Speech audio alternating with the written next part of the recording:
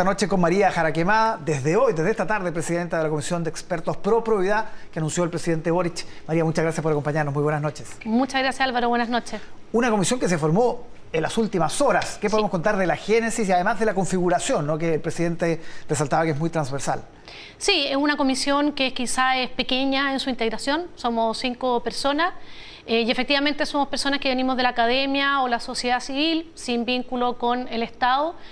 Quizás la única que representa alguna organización de la sociedad civil soy yo, pero no son organizaciones de corte social, por lo tanto, no tanto las que hoy en día quizás pudieran estar cuestionadas.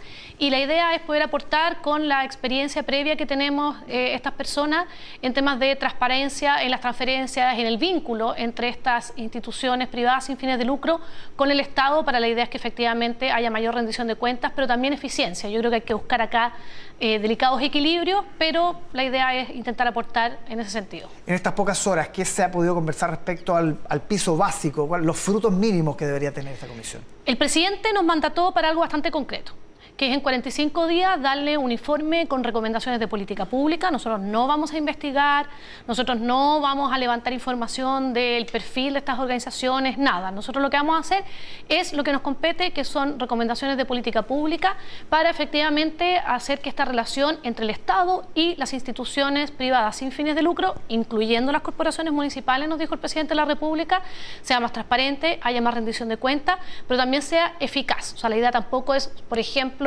burocratizar excesivamente esta labor, porque finalmente muchas de estas organizaciones terminan coadyuvando al Estado en la provisión de bienes y servicios públicos, y para eso también es importante la eficacia.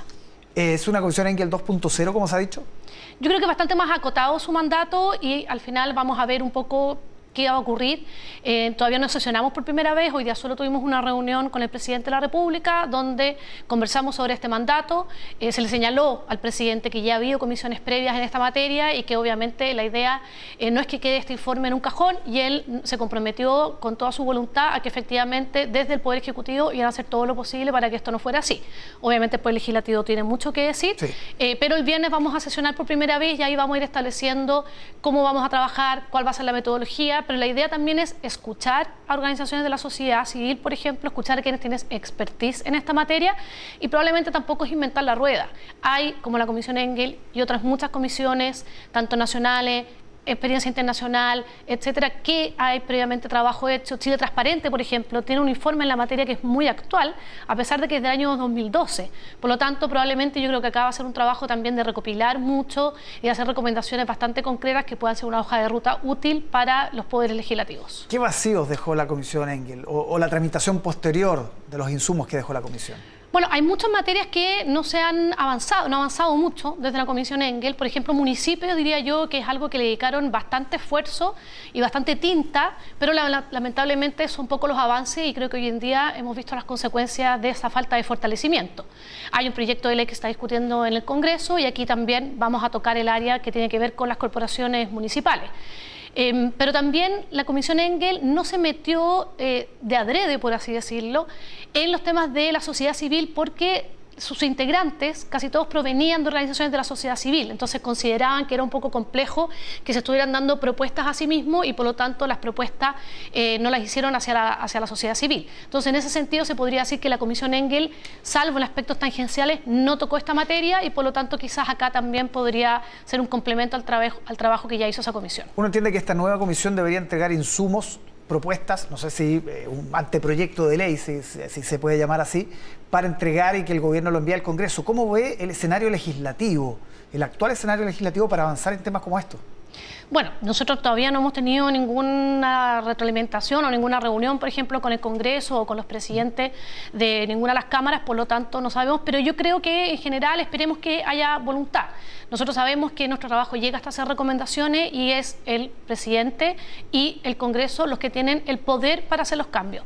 Las comisiones más exitosas de las 4 que han existido desde el retorno a la democracia han sido aquellas en que ha habido efectivamente voluntad política para avanzar. La voluntad política es clave, es imprescindible, y esperemos que exista, porque estos temas a la ciudadanía le importan. Estamos en una crisis de confianza hacia las instituciones políticas y los partidos políticos muy relevante, por lo tanto avanzar en esto yo creo que abona esta confianza y también ayuda a que la ciudadanía vaya creyendo más en la política, que es tan necesaria. Es verdad, es la cuarta comisión y en ese sentido uno dice qué pasó, porque la comisión Engel es uno la que más recuerda, ¿no? Que está más fresca. Pero ¿qué pasó con las anteriores comisiones que finalmente temas como estos, transferencias directas, relación de un ministerio con una fundación, no quedaron bien resueltas? Mira, hay muchas comisiones, la primera fue el año 94 y hay propuestas que hizo esa comisión, por ejemplo, como la regulación entre la puerta giratoria entre el sector público y privado, que siguen tan vigentes hoy en día y que lamentablemente no han tenido avance notorio en el Congreso. Y hay otras muchas, la del 2003, la del 2006, luego que también hubieron bastantes avances. Pero efectivamente hay otras áreas donde quizás ha quedado más rezagado y es porque entendemos que también estas agendas tienen que ser paralelas a muchas otras de temas tan relevantes para la ciudadanía como por ejemplo puede ser el tema de pensiones. Entonces efectivamente hay que ir viendo dónde se ponen las prioridades y como te decía nuestro mandato es bastante concreto referido al tema del vínculo, los vínculos entre el Estado, las instituciones privadas sin fines de lucro y esperemos que efectivamente haya voluntad política para poder avanzar. ¿Cómo se hace cargo la comisión de este cierto escepticismo ambiente que existe cuando se forman este tipo de grupos? ¿Qué dice la gente? Que finalmente sea una instancia que pueda blanquear lo que está ocurriendo o que finalmente pueda echarle tierra, que impida los avances judiciales, por ejemplo, en las causas que están hoy complicando muchísimo al gobierno. ¿Qué se responde frente a eso? Absolutamente. Muchas personas piensan que quizás no tenemos la independencia necesaria del gobierno de turno.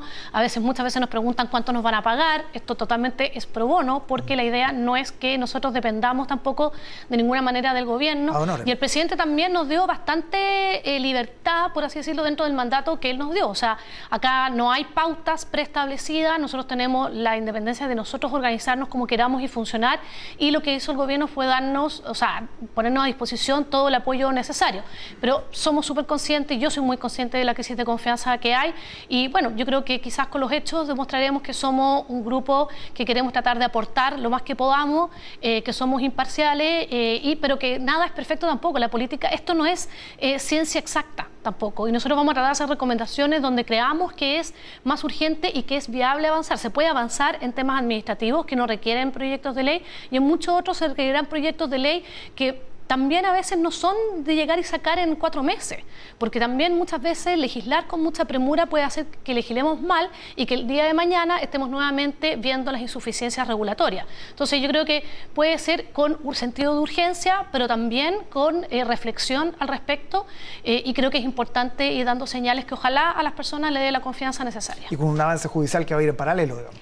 Tiene que ir en paralelo, o sea, nosotros no tenemos mandato de investigar, no tenemos competencia ni capacidades de hacerlo, no nos corresponde y efectivamente yo siempre he dicho que acá la combinación que tiene que haber siempre presente cuando hay casos de este tipo es por un lado la investigación y la sanción potente, o sea, no sanciones que las personas perciban que son impunidad y también por otro lado la reforma y el perfeccionamiento institucional que siempre va a ser necesario. Como experta, María, hemos conversado muchísimas veces estos temas. ¿Por qué se pudo producir algo como lo que ocurrió en Antofagasta? Que un Ceremi entregue de manera directa más de 400 millones de pesos a una fundación de su mismo partido político, en fin, sin controles. ¿Por qué ocurre algo así? Mira, hay un profesor norteamericano, Robert Klitgard, que siempre él describe la ecuación perfecta para la corrupción.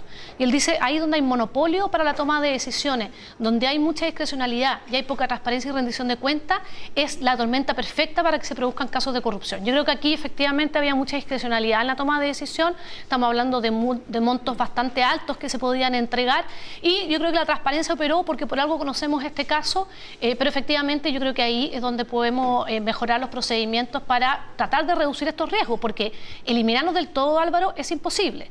La corrupción existe en todos los países del mundo, pero la idea es tratar de tener sistemas mucho más fuertes y también una ética común más potente para que efectivamente no se aprovechen estos como espacios que hay para abusos de poder. María Jaraquemada, muchísimas gracias por conversar con nosotros y éxito en la tarea que viene con los comisionados. Muchas gracias a ti. Que esté muy bien. Buenas noches. Vamos a